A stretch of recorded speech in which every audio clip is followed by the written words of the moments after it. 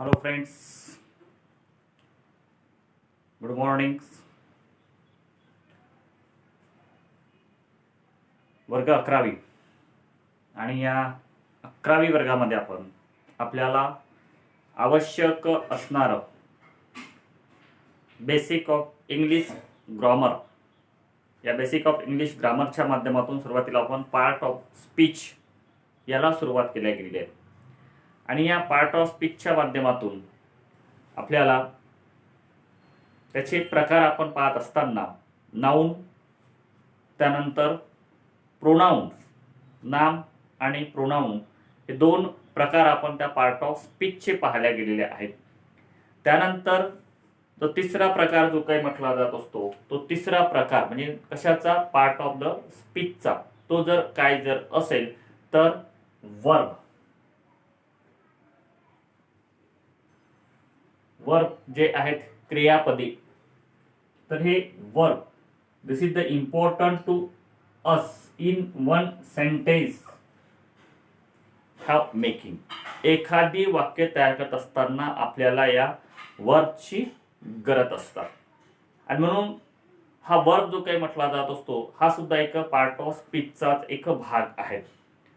सर्वसामान्यतः आपण वर्ब कोणते आहेत तर आपण सहज सांगत असतो की the verbs are present tense, past tense आणि फ्युचर टेन्स, म्हणजे त्याचे प्रकार वर्ब फॉर्म्स जे काही म्हटला जात असतात ते वर्ब फॉर्म आपण सांगण्याचा प्रयत्न करत असतो. परंतु मित्रांनो, या ठिकाणी वर्ब हे दोन पद्धतीचे आहेत. त्यामध्ये एक जी पद्धत जी काही म्हटला जात असतात ती फायनाइट वर्ब आणि दुसरी जी पद्धत आहे त्याला नॉन फायनाइट वर्ब म्हणला जात असतात. Non finite verb.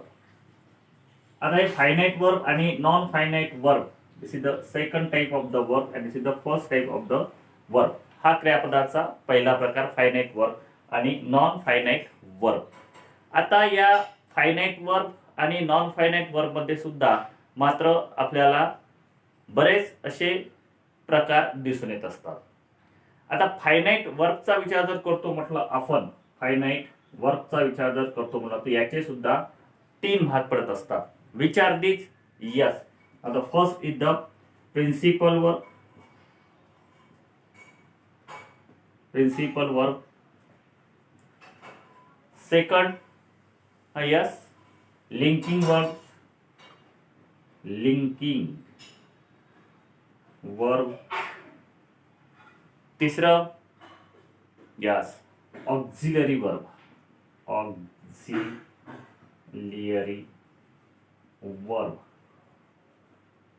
हा तिसरा प्रकार.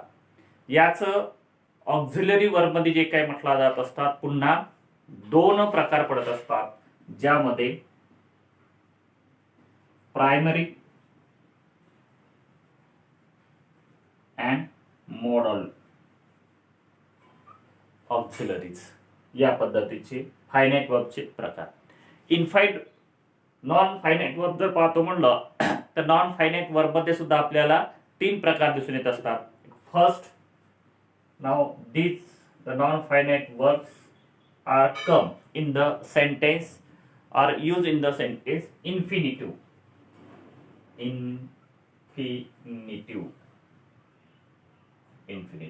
दुसरा जो काही म्हटला जात असतो तो जेरंड म्हणून कधी कधी त्याचा उपयोग होत असतात. आणि तिसरा जो आहे तो यस, पार्टिसिपल.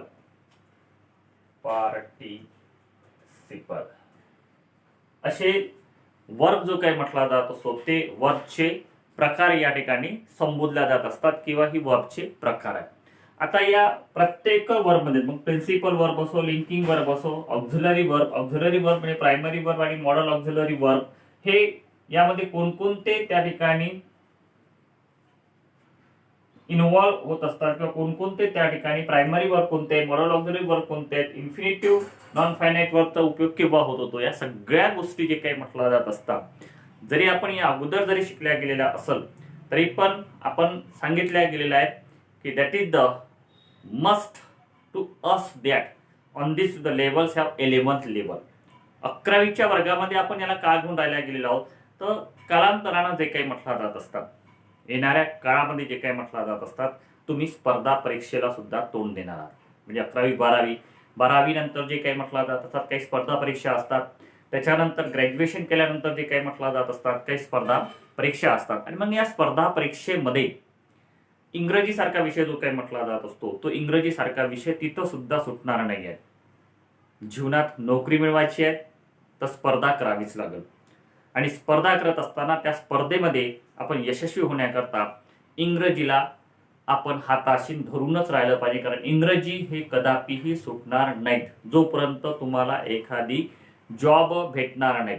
इंग्रजीच हा तुम्हाला आयुष्यामध्ये जॉब मिळवून देईल आणि इंग्रजीचीच भीती हे तुम्हाला एखाद्या जॉब पासून दूर ठेवण्याचा प्रयत्न करेल. आणि म्हणून आपल्याला जर आयुष्यामध्ये जर जॉब जर मिळवायचा असेल तर मात्र हा जो सब्जेक्ट जो काही म्हटला जात असतो, जो सब्जेक्ट आपल्याला कठीण वाटतो, या सब्जेक्टच्या जवळ जाण्याचा प्रयत्न करा.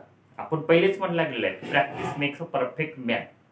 म्हणजे वारंवार जर आपण याला जर जवळ जाण्याचा प्रयत्न करतो म्हणलं तर yes, this subject will be become to easy us. तर हा सब्जेक्ट आपल्याला इझी झाल्याशिवाय राहणार नाही असो. आणि तोच प्रयत्न की हा सब्जेक्ट आपल्याला इझी कसा वाटेल किंवा या सब्जेक्टच्या जवळ आपण कशा पद्धतीनं पोचाल, हा एक दृष्टिकोन समोर ठेवून आपण या ठिकाणी बेसिक इंग्लिश ग्रामर जे काही म्हटलं जात असतात, पार्ट ऑफ स्पीचच्या माध्यमातून चालू केल्या गेलेल्या आहेत. सर, हे एक्झाममध्ये आपल्याला विचारेल का 12वीच्या? हो, तर 12वीच्या एक्झाममध्ये सुद्धा जसे इन्फिनिटिव्ह जे काही म्हटलं जात असतात, त्यानंतर जेरंड जे काही म्हटलं जात असतात, त्यानंतर मॉडल वर्ब जे काही म्हटलं जात असतात, हे जे काही आहेत तर हे एक एक मार्काकरता आपल्याला विचारल्या जात असतात. आणि वर्ब म्हटल्यानंतर या वर्ब शिवाय जे काही म्हटलं जात असतात, विशिष्ट अशा पद्धतीचं नाऊन किंवा प्रोनाऊन जे काही म्हटलं जात असतात, ते नाऊन आणि प्रोनाऊन जे काही क्रिया करत असल, म्हणजे नाम एखादी व्यक्ती, एखाद्या व्यक्ती जर काय जर करत असेल तर ते काय आहे, दिस इज द ऍक्ट आहे, दिस इज द वर्ब आहे, ते क्रिया आहेत. आणि क्रिया म्हटल्यानंतर मात्र तो व्यक्ती क्रिया केल्याशिवाय जीवनामध्ये यशस्वी होऊ शकत नाही. दुसऱ्या माध्यमातून सांगितलं झालं की सकाळी उठल्यापासून तर झोपेपर्यंत मानवाला कोणती ना कोणती क्रिया करावीच लागते. आणि कोणतीच क्रिया करत नसल तर मात्र तो दगड आहे असं समजायचं. कारण दगड काय करतो, हलतो का जाग्यावरून? नाही. कोणती क्रिया करतो का? नाही. ज्याच्यामध्ये जीव आहे तो क्रिया करतो. मग एखादी तुम्ही बर्ड्स बघा, पक्षी बघा, एखादी एनिमल्स बघा, एखादी विशिष्ट अशी बीज मधमाशी सुद्धा जे काही म्हटलं जातात, कारण त्याच्यामध्ये जीव आहे, त्याची धडपडत असते, कार्य करत असते. आणि जो व्यक्ती कोणत्याच पद्धतीचा जो प्राणी म्हणा किंवा या भूतलावरती जे काही सजीव वस्तू जे काही म्हटलं जात असतात, त्या सगळ्या कोणती ना कोणत्या दिवसभर क्रिया करत असतात. आणि अशा ज्या काही निर्जीव जे काही म्हटलं जात असतात की ज्या कोणत्याच क्रिया करत नाही, तर तो काय जर असेल तर तो दगड आहे. आणि मला असं वाटत नाही की आपली सुद्धा जे काही म्हटलं जात असतात, आपण काहीच केलं नाही तर आपण म्हणतो ना, समाजामध्ये ऐकतो काय दगडासारखा बसता, दगडाला घाम फुटते पण तुला घाम फुटत नाही. म्हणजे आपली सुद्धा तुलना जी काही म्हटला जात असतात कधी कधी दगडासोबत होते. पण त्या तुलनेमध्ये आपण नसावं याच्याकरता आपल्याला कोणती ना कोणती क्रिया ही करावं लागणारच आहे. आणि वर्ब काय, तर वर्ब म्हणजे क्रिया करणे, क्रियापद जे काही म्हटला जात असतं, एखाद्या व्यक्तीच्या माध्यमातून, नामाच्या माध्यमातून, सर्वनामाच्या माध्यमातून जी काही ऍक्शन होती ती ऍक्शन म्हणजेच क्रिया, ज्याला आपण क्रियापद जे काही म्हटलं जात असतात ते क्रियापद. तर असे हे क्रियापदाचे जे प्रकार जे काही म्हटलं जात असतात, finite verb, non finite verb, principal verb, linking verb, auxiliary verb. Auxiliary वर्बचे दोन प्रकार, primary verb, modal auxiliaries verb. त्याच्यानंतर नॉन फायनाईट वर्ब मध्ये इन्फिनिटिव्ह वर्ब, जेरंडचा उपयोग वर्ब म्हणून कधी कधी होत असतात. त्याच्यानंतर पार्टिसिपल काय आहे, तर हे जे काही सगळे प्रकार ते आपण प्रकार शिकणारच आहोत. आणि म्हणून वर्ब जर काय तर क्रियापद हा एक असा शब्द आहे की ज्याच्या माध्यमातून कोणतेही कार्य पूर्ण होण्याचे किंवा पूर्ण करण्याचे जे काही म्हटलं जात असतात, ते पूर्ण करण्याचे किंवा पूर्ण केल्याचे असं चित्र त्या ठिकाणी निर्माण होतात किंवा निर्माण करतात. तो शब्द म्हणजेच वर्ब जो काही म्हटला जात असतो तो verb. For example, he told me an interesting story. For example, he told me an interesting story. याच्यात काय झालं, ही टोल्ड मी, त्यांनी मला सांगितलेलं आहे. अँड इंटरेस्टिंग स्टोरी म्हणजे काय करून राहिला की तो मला इंटरेस्टिंग स्टोरी सांगून राहिला गेलेला आहे. म्हणजेच काय करून राहिला, क्रिया त्या ठिकाणी करून राहिल्या गेलेला आहे. She is a doctor. She is a doctor. ती डॉक्टर आहे. म्हणजेच काही ना काही जे काही म्हटलं जात असतात तिला डॉक्टर आपण का म्हटलं गेलेलं आहे, तर ती त्या पद्धतीची क्रिया करून राहिल्या गेलेली आहेत म्हणून डॉक्टर. पण या ठिकाणी वर्ब जो काही म्हटला जात असतो कोणता जर वापरला गेलेला असेल तर या ठिकाणी इज वापरला गेलेला आहे. आणि he told me an interesting story, या ठिकाणी जर वर्ब जर कोणता जर वापरला गेलेला असेल तर या ठिकाणी वर्ब हा टोल्ड वापरला गेलेला आहे. क्रियापदाचं दुसरं रूप वापरलं गेलेलं आहे. म्हणजेच वर्ब कोणते आहेत आपले, तर पहिलं, दुसरं आणि तिसरं रूप हे सुद्धा वर्बच आहेत. आणि एखाद्या वाक्यामध्ये जसं हे इज, ॲम, आर हे जे काही सहाय्यकारी क्रियापद म्हणतात, was, were, have, has, had, do, does, did, हे जे काही सहाय्यकारी क्रियापद आहेत तर हे सुद्धा एक क्रियापदच आहेत. परंतु हे काय असतात, हेल्पिंग किंवा लिंकिंग वर्ब म्हणून जे काही म्हटलं जात असतात यांचा समावेश या ठिकाणी केला जात असतात. तर असे हे वर्ब जे काही म्हटलं जात असतात त्या वर्बचे प्रकार कोणते आहेत ते आपण आता पाहण्याचा प्रयत्न करू.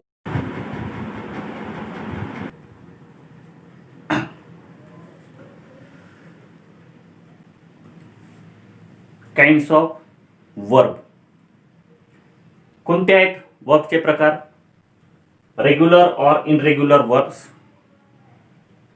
त्यानंतर transitive and intransitive verb, positive verb, factitive verb and dynamic verb. म्हणजे वर्ब जे काही येत असतात आपले, आपण जे काही आता वर्ब वापरणार आहोत फायनाईट आणि नॉन फायनाईट वर्बच्या माध्यमातून, तर त्याचं वर्गीकरण करत असताना आपल्याला की तो कोणत्या पद्धतीचा वर्ब आहे, म्हणजे तो रेग्युलर आहे की इनरेग्युलर आहे, त्याच्यानंतर ट्रान्झिटिव्ह आहे की इनट्रान्झिटिव्ह आहे, त्यानंतर पॉझिटिव्ह वर्ब आहे की फॅक्टिटिव्ह वर्ब आहे की डायनॅमिक वर्ब आहेत. तर हे कोणत्या प्रकारामधले वर्ब आहेत, कोणते, फायनाईट आणि नॉन फायनाईट वर्ब मध्ये आपण फायनाईट आणि नॉन फायनाईटचे प्रकार पाहिले. आणि त्या प्रकारामध्ये जे काही आता आपण वर्ब वापरू तर ते वर्ब, त्या वर्बचा प्रकार जो काही म्हटला जात असतो तो कोण्या टेन्सचा आहे तर ते आपल्याला या ठिकाणी पाहायचं आहे. फॉर एक्झाम्पल, नाव आपण टाईप पाहत असताना, म्हणजे वर्ब ऑफ टाईप पाहत असताना आपण पाहिलं की फायनाईट वर्ब म्हणजे काय, तर here is the finite verb is the verb that changes its forms according to the tense. According to the tense म्हणजे क्रियापदाच्या टेन्सचा तो काही नियम जो काय त्या नियमानुसार जे काही म्हटला जात असतात ते फायनाईट वर्ब जे काही म्हटला जात असतात त्याचा फॉर्म त्या ठिकाणी चेंज होत असतो. म्हणजे ज्या काळामध्ये तुम्हाला एखादी क्रिया करायची असेल तर त्या काळानुसार त्या वर्बचा फॉर्म म्हणजे फर्स्ट फॉर्म, सेकंड फॉर्म आणि थर्ड फॉर्म. आता फॉर्म कोणता आहे, फॉर एक्झाम्पल जसं आपण म्हणतो की ईट, एट अँड इटन, हे कशाच्या माध्यमातून बदलले, that is the base of the tense. That या टेन्सच्या नुसार, म्हणजे हा प्रेझेंट टेन्स, हा पास्ट टेन्स म्हणून वापरतो आपण, आणि त्याच्यानंतर हा ते फ्युचर टेन्सच्या माध्यमातून वगैरे कधी पास्ट पार्टिसिपल म्हणून त्या ठिकाणी वापरण्याचा प्रयत्न करतो. तर हा जो फॉर्म जो काही म्हटला जात असतो त्या फॉर्म नुसार जे काही म्हटला, finite verb is the verb that changes it form according to the tense, present tense और past tense of the sentence. म्हणजे वाक्यामध्ये जे काही टेन्स असतात त्या टेन्सच्या नुसार त्या ठिकाणी वर्बचं हे रूप बदलत असतो, फॉर्म बदलत असतो. The number and the person of the subject, it is a main verb of a sentence or a clause. That म्हणजे मेन वर्ब जे काही म्हटला जात असतात ते एखाद्या वाक्यामध्ये, म्हणजे म्हणायचं काय या ठिकाणी की finite verb is the verb that changes it forms according to the tense present or past of the sentence, the number and the person of the subject, it is the main verb of a sentence or a clause. म्हणजेच काय, finite verb काय असतात तर वाक्यातील कर्त्याच्या नुसार, वाक्यातील जो काही कर्ता असेल त्या कर्त्याच्या नुसार जर वचनाप्रमाणे, काळाप्रमाणे पुरुष जे काही म्हटला जात असतात, पुरुषाप्रमाणे म्हणजे जे आपण singular, first person, second person वचन वगैरे जे काही म्हणतो, तर जर क्रियापदाच्या रूपामध्ये बदल होत असेल तर त्याला क्रियापदास फायनाईट वर्ब असं म्हटलं जात असतात. म्हणजे काय म्हटलं गेलं की वाक्यातील जी मुख्य क्रिया आहे तो मुख्य क्रिया दर्शवणारा जो शब्द जो काही म्हटला जात असतो तो शब्द म्हणजेच काय, फायनाईट वर्ब किंवा मुख्य क्रियापद. For example, I right a message. इथं उदाहरण जर पाहतो म्हणलं तर आय राईट अ मेसेज. इथे जो काही म्हटला जात असतो वर्ब कोणता जर असेल तर राईट आहे. दुसरं जर उदाहरण जर पाहतो म्हणलं तर I am a boy. I am a boy. Here is the verb. इथे वर्ब आहे का, नाही, परंतु मात्र या ठिकाणी हेल्पिंग वर्ब ज्याला म्हटला जात असतात, सहाय्यकारी क्रियापद जे काही म्हटला जात असतात तो एमचा वापर केला गेलेला आहे. आपण that is that like that. Also for example, you are a boy. पुन्हा एक्झाम्पल जातो तर यू आर अ बॉय. त्याच्यानंतर जर एक्झाम्पल जर घेतो म्हणलं आपण तर I right a message. I wrote a message. I wrote a message. इथं काय आहे, इथं क्रियापदानुसार, इथे सहाय्यकारी क्रियापद जे काही म्हटला जात असतात ज्याला आपण हेल्पिंग वर्ब आपण म्हणत असतो, तर त्या हेल्पिंग वर्ब नुसार मात्र त्या ठिकाणी त्या वर्बचा जो काही म्हटला जात असतो त्याचा फॉर्म त्या ठिकाणी चेंज होत असतात, म्हणजेच फायनाईट वर्ब. त्यानंतर आपण नॉन फायनाईट वर्ब जे काही म्हटला जात असतात ते नॉन फायनाईट वर्ब पाहत असताना, now the verb that is affected by person or number of the subject and the tense of the sentence is called non-finite verb. It acts as a noun म्हणून, adjective म्हणून किंवा adverb म्हणून. म्हणजे काय सांगायचं येतं या ठिकाणी की वाक्यातील काळानुसार कर्त्याच्या वचनाप्रमाणे, म्हणजे कर्त्याचं वचन जे काही म्हटलं जात असतं ज्याला आपण म्हटलं गेलेलं आहे वचनाप्रमाणे, त्या वचनाप्रमाणे आणि पुरुषाप्रमाणे, म्हणजे वचन म्हणजे कोणतं, सिंग्युलर, प्लुरल जे काही म्हटलं जात असतात, एक वचन, अनेक वचन जे काही म्हटलं जात असतात त्या वचनाप्रमाणे पुरुषाप्रमाणे न बदलणाऱ्या क्रियापदाचे रूप, म्हणजे त्या ठिकाणी क्रियापदाचं रूप बदलत नाहीत, त्याला त्या ठिकाणी नॉन फायनाईट वर्ब जे काही म्हटलं जात असतात ते नॉन फायनाईट वर्ब म्हणून त्याला संबोधल्या गेलेला आहे. आता नॉन फायनाईट वर्ब म्हणजेच काय, तर वाक्यातील मुख्य क्रियेचे ते काम करत नाहीत, परंतु वाक्यातील नाम, विशेषण जे काही म्हटला जात असतात, क्रियाविशेषण जे काही म्हटला जात असतात, जसं आपण म्हटलं गेलेलं आहे ॲट नाउन, ॲडजेक्टिव्ह, ॲडवर्ब जे काही म्हटला जात असतात, तर या वाक्यातील नाम, विशेषण, क्रियाविशेषण जे काही म्हटला जात असतात त्या क्रियाविशेषणाच्या माध्यमातून वर्ब जे काही म्हटला जात असतात ते त्याच्याकरिता त्या पद्धतीचं काम करत असतात. For example, I like to swim. या ठिकाणी उदाहरण जर घेतो म्हटलं तर एक आपण घेऊ शकतो फायनाईट वर्बचं, आय लाईक टू स्विम. आता या ठिकाणी हे जे वाक्य आपण घेतलं गेलेलं आहे आय लाईक टू स्विम, म्हणजे इथे काय आहे तर दिस इज द वर्ब आणि हा सुद्धा एक वर्ब आहे. इथे लाईक सुद्धा वर्ब आहे आणि इथे टू स्विम आहे. I like to swim. म्हणजे पोहणे जे काही म्हटलं जात असतात ते पोहणे, म्हणजेच या ठिकाणी काय आहे तर इन्फिनिटिव्ह म्हणून, इन्फिनिटिव्ह हे मुख्य क्रियापद आहे, हे फायनाईट वर्ब आहे, परंतु आपल्याला काय पाहिजे नॉन फायनाईट वर्ब म्हणून हे टू स्विम. टू स्विम म्हणजे ज्या क्रियापदाच्या समोर टू लागत असतो ते मुख्य क्रियापदाच्या समोर टू जर लागला गेलेला असेल तर इट इज द इन्फिनिटिव्ह म्हटलं गेलेलं आहे. आणि आपण नॉन फायनाईट वर्बचा एक प्रकार पाहिला इन्फिनिटिव्ह म्हणून दिला गेलेला आहे. तर त्या नॉन इन्फिनिटिव्हच्या माध्यमातून जे काही आय लाईक टू स्विम, तर या ठिकाणी हे जे काही टू स्विम जे काही म्हटलं जात असतात ते टू स्विम हा कशाचं कार्य जर करत असेल तर ते एक या ठिकाणी जे काही म्हटलं जात असतात हे आय करता जो काही म्हटला जात असतात त्या कर्तेचं इन्फिनिटिव्ह म्हणून त्या ठिकाणी आपण उपयोग केला गेलेला आहे. दुसरं एक्झाम्पल जे काही म्हटलं जात असतात की running is the best exercise. Running is the best exercise. Running करणं हे चांगल्या पद्धतीची एक्झरसाइज आहे. आता या ठिकाणी जर पाहतो म्हटलं तर वाक्याचा कर्ता जो काही म्हटला जात असतो तो हा आहे, म्हणजेच काय झाला ते सिद्ध नाऊन झाला. मग हे नाऊन जे काय आहे ते नाऊनला या ठिकाणी आयएनजी लागल्या गेलेला आहे, म्हणजेच काय जेरंड आहेत. म्हणजे या ठिकाणी जेरंड म्हणजे नॉन इन्फिनिटिव्ह जे काही म्हटला जात असतात ते नॉन इन्फिनिटिव्ह जेरंडचा उपयोग आहे नाऊनच्या नामाला धरून जे काही म्हटला जात असतात. कधी कधी नामाला धरून सुद्धा हे नॉन फायनाईट वर्ब असतात.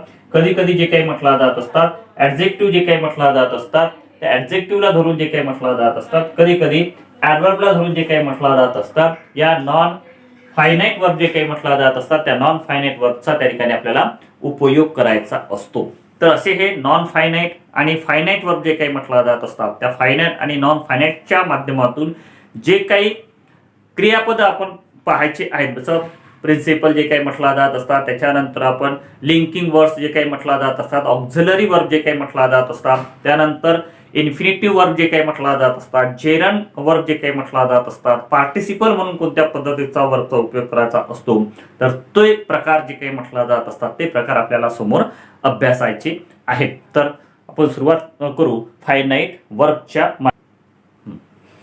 तर या ठिकाणी प्रिन्सिपल वर्ब, मेन वर्ब म्हणजेच नेमकं काय, तर principal verb is the verb that provide informations and it's use to express action. का म्हटलं गेलेलं आहे की प्रिन्सिपल वर्ब म्हणजे काय की इज द प्रोव्हाइड दॅट, म्हणजे is the verb that provide information, म्हणजे आपल्याला वर्बच्या माध्यमातून जे काही म्हटलं जात असतात काय मिळत असतात, एखादी इन्फॉर्मेशन मिळत असतात, माहिती मिळत असतात. And is use to express action that, आणि ते कशा करता वर वापरला जात असतो, टू एक्सप्रेस ऍक्शन. ऍक्शन म्हणजे कृती. कृती कशा पद्धतीची आहे, कोणती कृती केल्या गेलेली आहेत हे कशाच्या माध्यमातून आपल्याला दर्शवल्या जात असतात, वर्बच्या माध्यमातून. आणि मग तो कोणता वर्ब आहे, तर प्रिन्सिपल वर्ब आहे, त्याला मेन वर्ब जे काही म्हटला जात असतात ते मेन वर्ब. आता मेन वर्ब म्हणल्यानंतर काय, तर verb forms, first form, second form, third form ज्याला आपण म्हणतो ते. It functions as the main verb of the sentence or A clause that. म्हणते की मेन वर्ब जे काही म्हटला जात असतात ते मेन वर्ब एखाद्या सेंटेन्स मध्ये किंवा त्याला क्लॉज जे काही म्हटला जात असतात, वाक्यामध्ये जे काही म्हटला जात असतात, एक main functions, main function, function म्हणजे कार्य, महत्वाचं कार्य जे काही म्हटलं जात असतात एखाद्या वाक्यामध्ये किंवा क्लॉज मध्ये कोण जर करत असेल तर हा प्रिन्सिपल वर्ब किंवा मेन वर्ब करत असतात. फॉर एक्झाम्पल जर पाहतो म्हटलं आपण तर he gave me a book, त्यानंतर he told me a story, he told me a story, त्यानंतर the child weeps, the child weeps. आता हे तीन वाक्य बघा काय म्हटलं गेलेलं आहे की प्रिन्सिपल वर्ब म्हणजे काय किंवा मेन वर्ब म्हणजे मुख्य क्रियापद म्हणजे काय, तर त्या वर्बच्या माध्यमातून इन्फॉर्मेशन काय झाल्या गेलेलं आहेत त्याची आपल्याला माहिती जे काही म्हटलं जात असतात ती माहिती कोणाच्या माध्यमातून जर मिळत असेल तर वर्बच्या माध्यमातून मिळते. त्याच्यानंतर एक्सप्रेस द ऍक्शन, एखादी कृती एक्सप्रेस करण्याकरिता कशाचा उपयोग जर लागत असेल, करायला लागत असेल तर तो मेन वर्बच्या माध्यमातून आपल्याला त्या पद्धतीचं यूज टू एक्सप्रेस ऍक्शन, कृती करण्याकरिता, एक्सप्रेस करण्याकरिता आपल्याला वर्बचा उपयोग करायचा असतो. Its function as the main verb, आणि हे मेन वर्ब जे काही म्हटलं जात असतात ते विशिष्ट अशा पद्धतीचं कार्य जे काही म्हटलं जात असतं, फंक्शन कुठं जर करत असेल तर एखादी सेंटेन्स त्यालाच आपण क्लॉज जे काही म्हटला जात असतात ते क्लॉज मध्ये. For example, he gave me a book.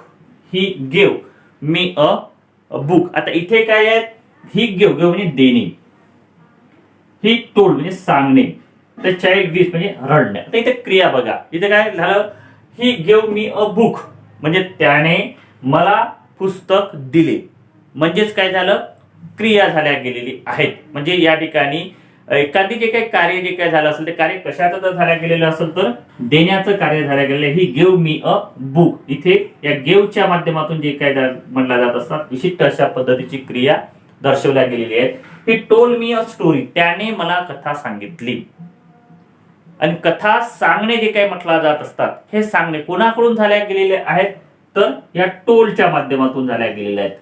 This are two the main verb that, हे मेन वर्ब. मग ते कोणत्या काळामध्ये आहेत, प्रेझेंट आहे की पास्ट टेन्स आहे ते नंतर, परंतु ज्या ठिकाणी फक्त मेन वर्ब वापरल्या जात असतात, कोणत्याही पद्धतीचं लिंकिंग वर्ड्स किंवा हेल्पिंग वर्डचा उपयोग केला जात नाही, त्या ठिकाणी जर पाहतो म्हणलं तर हे मेन वर्बच्या माध्यमातून ते एखाद्या वाक्यामध्ये क्रिया होत असतात, इन्फॉर्मेशन मिळत असतात, ऍक्शन होत. इथं काय म्हणलं, काय द चाइल्ड वीप, मुलगा जो काही म्हटला जात असतो तो रडला, तो रडून राहिला गेला असं आपण म्हणू. द चाइल्ड वीप्स, तर बच्चा रो रहा है, रो रहा. तर या ठिकाणी वीप्स जे काही म्हटला जात असतात त्या मुलाविषयी आपल्याला काय मिळायला गेलेलं आहे, इन्फॉर्मेशन मिळायला गेलेली आहे.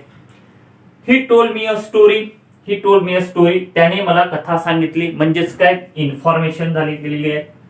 त्याच्यानंतर ही गिव्ह मी अ बुक, त्यांनी मला पुस्तक दिलं, म्हणजेच काय झालं, कोणतं तरी विशिष्ट अशी ऍक्शन कृती त्या ठिकाणी करण्यात आली, ऍक्शन झाल्या गेलेली आहे. आणि हे सगळे जे काही कशाच्या माध्यमातून झाल्या गेलेलं असेल तर ते मेन वर्बच्या माध्यमातून, प्रिन्सिपल वर्बच्या माध्यमातून. हा एक प्रकार जो काही म्हटला जात असतो, हा एक प्रकार या ठिकाणी आपल्याला वर्ब टाईप जे काही म्हटला जात असतात ते वर्ब टाईप असतात, टाईपचा प्रकार पाहत असताना आपल्याला तो माहित पडतो. दुसरा जो काही प्रकार जो काही आहे तो दुसरा प्रकार आहे लिंकिंग वर्ब. बघा, आपण लिंकिंग वर्ब त्या ठिकाणी त्यालाच म्हटला जातं कोपुलर्स वर्ब वरून सुद्धा म्हटला जात असतात, कोपुलर वर्ब. आता हे कोपुलर वर्ब काय आहे थोडक्यामध्ये सांगायचं झालं, अ linking verb connect the subject, काय म्हणजे की linking word connect the subject, connect the subject of the sentence to a word, of the sentence to a word, त्याला आपण म्हणू or a phrase किंवा एखादी or a phrase, जे काही म्हटलं जातं ते phrase, and gives information about the subject, give information about the subject. काय आहे वाला, अ linking verb, a linking verb connect the subject of the sentence. काय म्हणते की विशिष्ट अशा पद्धतीचं सेंटेन्स जे काही म्हटला जात असतात ते कनेक्ट करण्याकरता, सब्जेक्टला कनेक्ट करण्याकरता या ठिकाणी लिंकिंग वर्बचा सुद्धा आपल्याला उपयोग त्या ठिकाणी करायचा असतो. It is called to the subjective complement जे काही म्हटला जात असतात, म्हणजे वाक्य जे काही असतात आपलं, for example subject plus verb plus object, हे जे काही म्हटलं जात असतात, तर this are two the object मी द सब्जेक्टिव्ह कॉम्प्लिमेंट. हा जो भाग आहे हा भाग जोडण्याकरिता कशाचा उपयोग होत असता, सब्जेक्ट आणि हा कॉम्प्लिमेंट सब्जेक्ट जोडण्याकरता जर कशाचा उपयोग जर होत असेल तर ह्या व्हीचा होत असतात, आणि म्हणून त्याला आपल्याला लिंकिंग वर्ब म्हणून संबोधल्या गेलेलं आहे. आता हे लिंकिंग वर्ब कोणते, तर लिंकिंग वर्ब मध्ये जसं बी आहे, टू बी चं रूप जे काही म्हटलं जात असतात बी, या बी मध्ये जर कोणतं जर असेल तर एम इज आर वाज वेअर, एम इज आर वाज वेअर, हे जे काही आहेत हे बी चे सहाय्यकारी क्रियापद ज्याला म्हटला जात असतात किंवा ते विशिष्ट अशा पद्धतीचं लिंकिंग वर्ब म्हणून पाहिल्या जात असतात. दुसरं जे काही म्हटलं जात असतात त्या ठिकाणी आपल्याला विशिष्ट अशा क्रियापद जे काही म्हटला जात असतात, फॉर एक्झाम्पल बिकम जे काही म्हटला जात असतात, म्हणजे क्रियापदाचे जे रूप जे काही म्हटला जात असतात ते रूप, सीम्स, ग्रो, त्याच्यानंतर टेस्ट जे काही म्हटलं जातं, अपियर जे काही म्हटलं जातं, फील जे काही म्हटलं जात असतात, गेट जे काही म्हटलं जात असतात. तर हे जे काही म्हटलं जात असतात म्हणजे क्रियापदाचे रूप जे काही म्हटलं जात असतात ते क्रियापदाचे रूप सुद्धा मात्र या ठिकाणी लिंकिंग वर्ड्स जे काही म्हटलं जात असतात त्या लिंकिंग वर्डचा उपयोग त्या ठिकाणी केला जात असतात. फॉर एक्झाम्पल जे काही म्हटलं जात असतात की दे आर हा yes student, they are student, ते विद्यार्थी आहेत. आता ते विद्यार्थी जे काही म्हटलं जात असतात या ठिकाणी जर पाहतो म्हटलं तर दे दिस इज द नाउन, स्टुडंट विद्यार्थी आहेत, नाउन या ठिकाणी कोणता आहे हा आहेत म्हणजेच काय झाला सब्जेक्ट झाला म्हणजेच नाउन यस झाला. आता दे स्टुडंट म्हणजे याच्यासोबत जोडायचं काय वापरला गेला आपल्याला आर वापरला गेलेला आहे मधामध्ये म्हणजेच काय दिस इज द लिंकिंग वर्ड झाला, हा लिंकिंग वर्ड झाला. दुसरं उदाहरण जर पाहतो मला तर दे सीम टायर्ड, दे सीम टायर्ड, ते थकल्यासारखे जे काही म्हटलं जात असतं ते थकल्यासारखे दिसून राहिलं. इथं जे काही म्हटलं जातं पास्ट पार्टिसिपल जे काही म्हटलं जात असतं म्हणजे सीम टायर्ड जे काही म्हटलं जातं पास्ट पार्टिसिपल बनवण्याकरिता किंवा बनण्याकरता यूज जे काही म्हटलं जात असतात त्या याचा उपयोग केला जात असतात. हिअर इज टू द हा जो सिम जो काही म्हटला जात असतो हा सिम या ठिकाणी लिंकिंग वर्ब म्हणून वापरला गेलेला आहे. त्यानंतर for example he looks happy, he looks happy, हे जे काही वाक्य या वाक्यामध्ये जर आपण जर पाहतो म्हणलं तर look this is the main verb आहे म्हणजेच काय आहे लिंकिंग वर्ब आहे, लिंकिंग वर्ब. आता इथे हा लिंकिंग वर्ब कशाच्या माध्यमातून वापरला तर इथे हॅपी जे आहेत ते ऍडजेक्टिव्हच्या माध्यमातून या ठिकाणी वापरल्या गेलेला आहे. इथे जर पाहतो तर पास्ट पार्टिसिपल जे काही म्हटलं जात असतात ते पास्ट पार्टिसिपलचा उपयोग किंवा त्याला जोडण्याकरता जे काही म्हटलं जात असतात ते त्या ठिकाणी वापरला गेलेला आहे. आणि इथे जर पाहतो म्हणलं they are student, student this is the noun या ठिकाणी जे आहेत आणि म्हणून ते नाउन म्हणून जे काही म्हटलं जात असतात या आरचा या लिंकिंग वर्बचा त्या ठिकाणी उपयोग केला गेलेला आहे. Here is to the second types up to the our finite verb the linking verb that. आता आपण बघू तिसरा जो प्रकार जो काही म्हटला जात असतो जो फायनाइट वर्बचा होता ज्याला आपण ऑक्झिलरी वर्ब किंवा हेल्पिंग वर्ब म्हणून संबोधल्या गेलेला आहे. या ठिकाणी तिसरा प्रकार फायनाइट वर्बचा ऑक्झिलरी वर्ब किंवा हेल्पिंग वर्ब काय म्हटलं गेलेलं आहे ऑक्झिलरी वर्ब सहाय्यकारी क्रियापदे are the verb that are use to help the main verb म्हणजे सहाय्यकारी क्रियापद त्याचा उपयोग कुठे होत असतात तर मेन वर्बला एक मदत म्हणून जे काही म्हटलं जात असतात हेल्प मेन वर्ब म्हणजे पहिलं रूप दुसरं रूप आणि तिसरं rook to express its meaning म्हणजे मेन वर्बच्या माध्यमातून जे काही मिनिंग आहे ते एक्सप्रेस करण्याकरता त्याला एक विशिष्ट अशा पद्धतीची मदत पाहिजे आणि ती मदत किंवा सहकार्य करण्याचं काम जर कोण जर करत असेल तर ते ऑक्झिलरी वर्ब किंवा हेल्पिंग वर्ब करत असतात असे accordance with the tense or mood. आणि ते कशाच्या माध्यमातून accordance with the tense or mood म्हणजे सेन्स जे काही म्हणतो वाक्यामध्ये मूड कसा वाक्याचा ज्याला म्हणतो आपण की तो प्रकार कशा पद्धतीचा आहे किंवा टेन्स कोणता आहे त्यानुसार जे काही म्हटलं जात असतात या ठिकाणी आपल्याला ते सहाय्यकारी क्रियापद ऑक्झिलरी वर्ब किंवा हेल्पिंग वर्बचा उपयोग आपल्याला मेन वर्ब सोबत करायचा आहे. For example these are the two types of the auxiliary verb आपण पाहायला गेलेला आहे एक तर प्रायमरी ऑक्झिलरी वर्ब आणि दुसरं मॉडल ऑक्झिलरी वर्ब. त्याच्यामधला आपला primary auxiliary verb primary auxiliary verb जर आपल्याला पाहायचं असेल तर याच्यामध्ये काय येते की ॲमिजार म्हणजे बी चे रूप जे काही म्हटलं जात टू बी चे जे काही म्हटलं जात तसं to be am is are त्याच्यानंतर वाज वेअर हे जे काही म्हटलं जात असतात हे टू बी चे आहे. त्याच्यानंतर डू चे रूप जे काही म्हटलं जात असतात डू डज त्यानंतर डीड जे काही म्हटलं जात असतात ते डीड. त्यानंतर हॅव चे जे काही म्हटलं जात असतात ते हॅव चे रूप हॅव हॅज आणि हॅड. हे जे आहेत हे काय जर असेल तर आपल्याला प्रायमरी ऑक्झिलरी वर्ब आहेत. म्हणजे प्रथम ज्याला म्हटलं जात असतो की ते वर्ब म्हणून त्या ठिकाणी याचा उपयोग केला जात असतो. फॉर एक्झाम्पल जर आपण समजून जर घ्यायचं झालं असेल तर they are playing, they are playing. आता ते खेळत आहेत, ते खेळत आहेत याच्यामध्ये मेन वर्ब जो काही म्हटला जात असतो कोणता जर असेल तर प्ले, ऍक्शन होऊन राहिल्या गेलेली आहेत. ती दर्शवण्याकरिता, ती कर्त्याच्या माध्यमातून जर ती एक्सप्रेस करायची असेल, verb to express its meaning, express जर करायची जर असेल तर त्याच्याकरता आपल्याला सहाय्यकारी क्रियापदाचा उपयोग करायचा आहे. आणि ते कोणतं जर घेतल्या गेलेलं असेल तिथं म्हणजे हे काय या ठिकाणी play, this is the main verb. आणि आर जर काय जर असेल तर this is the primary auxiliary verb. जे काही म्हटला जात असतात त्यालाच हेल्पिंग वर्ब जे काही म्हटला जात असतात ते हेल्पिंग वर्ब. दुसरं वाक्य I have finish my work, I have finish my work.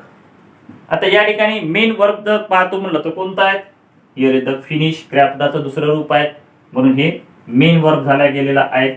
आणि त्याच्यानंतर त्याला मदत कोणाची जर झाल्या गेलेली असेल तर या हॅव ची झाल्या गेलेली आहे, दिस इज द हेल्पिंग वर्ब किंवा त्याला प्रायमरी वर्ब ऑक्झिलरी वर्ब म्हणून त्या ठिकाणी संबोधल्या गेलेला आहे. दुसरं जर पाहतो म्हणलं तर आय हॅव अ डॉग आणि I do my work, I do my work. आता ह्या दोन वाक्याचा विचार जर करतो म्हणलं आपण तर या दोन्ही वाक्यामध्ये आपल्याला क्रियापदाचं रूप आपल्याला दिसत नाही. या ठिकाणी आपल्याला हेल्पिंग वर्ब दिसते, हे हॅव आणि हे डू. परंतु मात्र काय म्हटलं गेलेलं आहे की त्या ठिकाणी आपल्याला ज्या ठिकाणी क्रियापद दिसत नाहीत, मेन वर्ब दिसत नाही, वर्ब फॉर्म दिसत नाही, फर्स्ट सेकंड थर्ड फॉर्म जर वापरला गेलेला नसेल तर त्या ठिकाणी सहाय्यकारी क्रियापद वापरल्या गेलेला आहे. तर सहाय्यकारी क्रियापद हे या ठिकाणी मेन वर्बची, मेन जो वर्ब आहे त्या मेन वर्बची भूमिका बदलून आय हॅव जर काय जर असेल तर या ठिकाणचा मेन वर्ब आहे. आणि हा डू जर असेल तर या ठिकाणचा हा मेन वर्ब आहे. तुम्ही म्हणाल की या ठिकाणी सर हॅवचे तुम्ही जर हॅव हॅज आणि हॅड म्हणजे सहाय्यकारी क्रियापद झालं, हो आहे सहाय्यकारी क्रियापदच. परंतु त्या ठिकाणी जर वर्ब फॉर्म जर घेतला गेलेला नसेल आणि त्या ठिकाणी हॅवचा उपयोग जशा तसा जर केला गेलेला असेल तर मात्र ते या ठिकाणी विशिष्ट अशा पद्धतीचं हे क्रियापद आहे. हॅव, हॅड आणि हॅड, डू, डज आणि डीड, डू डीड आणि डन. म्हणजेच काय आहे, डू हे क्रियापदाचं पहिलं रूप, हॅव जे काही म्हटलं जात असतात ते सुद्धा क्रियापदाचं रूप म्हणून त्या ठिकाणी संबोधल्या गेलेलं आहे. आणि म्हणून हे या ठिकाणी प्रायमरी ऑक्झिलरी वर्ब नसून तर ते मेन वर्ब आहे. अशा पद्धतीनं हे auxiliary verb primary auxiliary verb याचा आपल्याला आता मॉडल ऑक्झिलरी वर्ब जे काही म्हटला जात होता, म्हणजे दुसरं आपण त्याचा उपयोग केला गेलेला होता एक मॉडल ऑक्झिलरी वर्ब म्हणून कोणती आहेत, मॉडल ऑक्झिलियरी वर्ब. तर मॉडल ऑक्झिलरी वर्ब मध्ये जर पाहतो म्हणलं की a modal verb is a verb that is used with the main verb to indicate mood or tense जे काही म्हटला जात असतात. म्हणजे वाक्यातील टेन्स दर्शवण्याकरिता मेन वर्ब सोबत जे काही म्हटला जात असतात त्या पद्धतीची मॉडल ऑक्झिलरी जे काही म्हटला जात असतात ती मॉडल ऑक्झिलरी यूज करत असतात. कोणते मॉडल ऑक्झिलरीज तर त्या ठिकाणी आपण पाहू कॅन, कुड, शाल, should, will, would, may, might, must ही जी काही आहेत त्याच्यानंतर ought to, need to, used to, dare to, ought to, need to, used to हे जे आहेत तर हे आपल्याला जेव्हा आपण मॉडल ऑक्झिलरीज वेगळ्या विषय आपण घेण्याचा वेगळा व्हिडिओ बनवण्याचा प्रयत्न करू तेव्हा आपण ते शिकणार आहोत. परंतु आपल्याला जस्ट फक्त मॉडल ऑक्झिलरीज काय आहेत, प्रिन्सिपल वर्ब काय आहेत हे आपल्याला शिकून घ्यायचं आहे. आणि म्हणून या ठिकाणी मॉडल ऑक्झिलरी जर पाहत असतात ते कोणते आहेत, can, could, shall, should, will, would, may, might, must, ought to, need to आणि यूज टू हे काय या ठिकाणी मॉडल ऑक्झिलरीज आहेत. आणि मग याचं उत्तर जर पाहतो म्हणलं आपण की यू कॅन जम्प, जसं त्या वाक्यात यू कॅन जम्प. आता हे जम्प काय आहेत, क्रियापद आहेत, कारण पहिलं रूप जम्प, दुसरं जम्प ईडी लागल आणि तिसरं जम्प ईडी लागल. म्हणजे क्रियापदाचं रूप आहे, पण ते क्रियापदाचं रूप जे काही म्हटलं जात असतात त्याची क्रिया दर्शवण्याकरता इंडिकेट टू टेन्स द्या.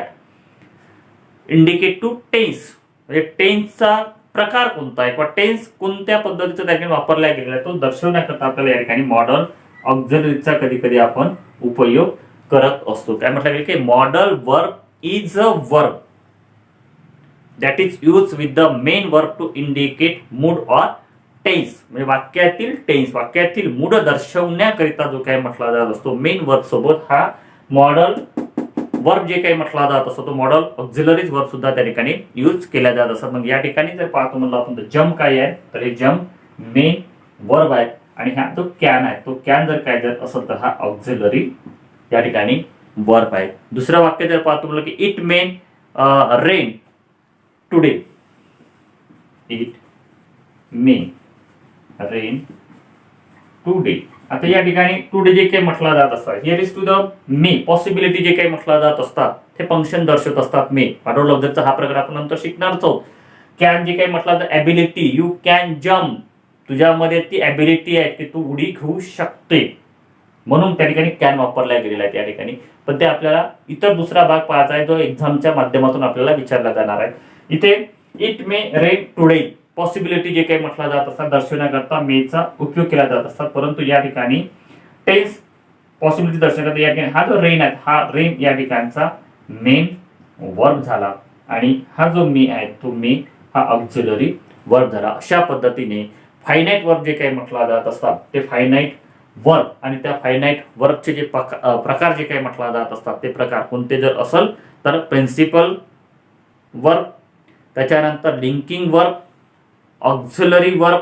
या ऑक्झिलरी मध्ये दोन पद्धतीचे वर्ब, प्रायमरी ऑक्झिलरी वर्ब आणि मॉडल ऑक्झिलरी वर्ब. आता राहिला आपला प्रकार तो नॉन फायनाईट वर्ब काय आहे त्याचा तो प्रकार. तर तो आपण दुसऱ्या व्हिडिओच्या माध्यमातून तो पाहण्याचा प्रयत्न करू. नॉन फायनाईट वर्ब म्हणजे काय आणि त्याचे प्रकार कोणते.